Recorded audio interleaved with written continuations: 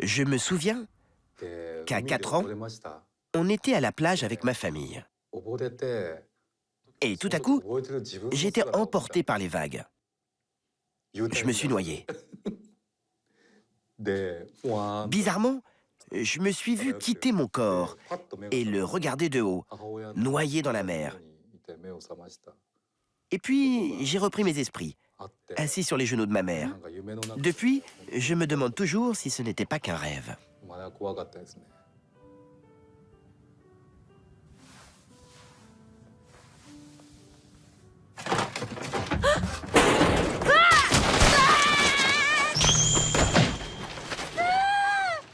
Faire pénétrer le fantastique dans la vie quotidienne, c'est depuis ses premiers films au début des années 90, la patte de Mamoru Hosoda. À 47 ans, en exclusivité pour Trax, le nouveau maître de l'animé japonais raconte un parcours qui n'a rien d'un fleuve tranquille.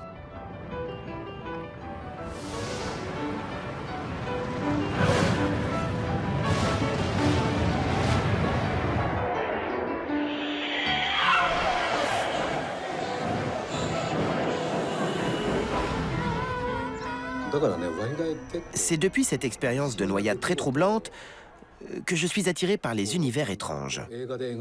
Je suis convaincu de l'existence de mondes parallèles. J'y crois vraiment. Et je les rends visibles dans mes films.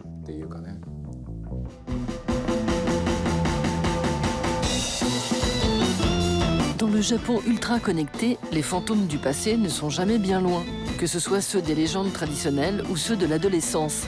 C'est en plongeant dans ces mondes que Mamoru Hosoda s'est fait un nom, qui lui vaut d'être l'invité en octobre 2016 du Festival international du film de Tokyo, le TIFF.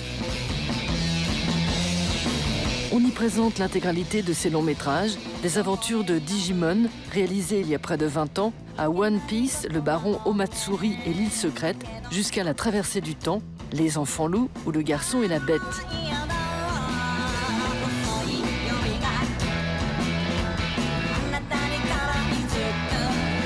Un sans faute apparent, puisqu'en 2002, le maître Miyazaki lui a proposé de réaliser le château ambulant avant de lui retirer le projet, pas convaincu du talent d'Hosoda. Celui-ci a alors frôlé la dépression, mais on le considère désormais comme le successeur du créateur de Princesse Mononoke. Ça fait 10 ans que je me suis habitué à entendre cette comparaison à chacune de mes interviews. Alors du coup, si on ne m'en parle pas, ben ça m'inquiète. Love Machine.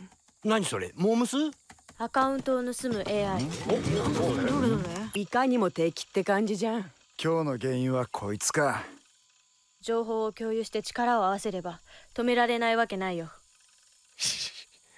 残念だけどそれは無理だね。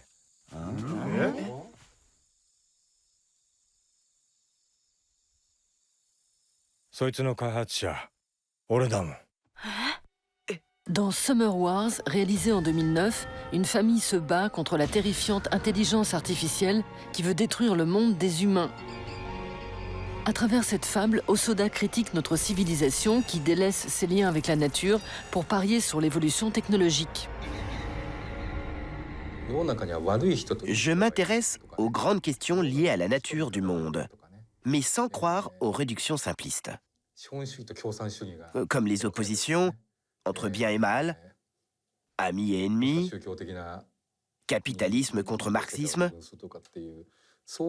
C'est comme si l'histoire de l'humanité ne s'expliquait que par des oppositions de concepts. Pour moi, c'est une idée totalement naïve. Je préfère à tout ça le conflit intérieur. L'idée que nous avons plusieurs personnalités et qu'elles luttent sans arrêt entre elles.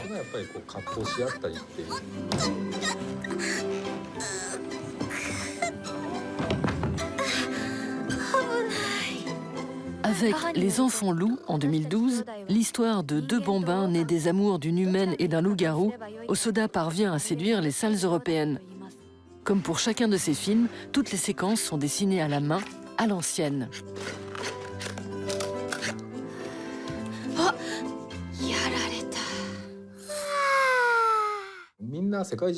Aujourd'hui, le cinéma d'animation est dominé par des productions numériques bourrées d'effets spéciaux ou réalisées en 3D.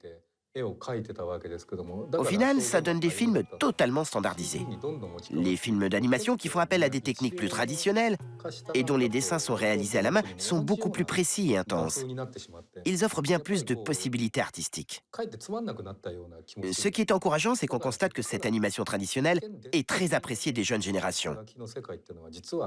Du coup, pas question que je lâche l'animation old school.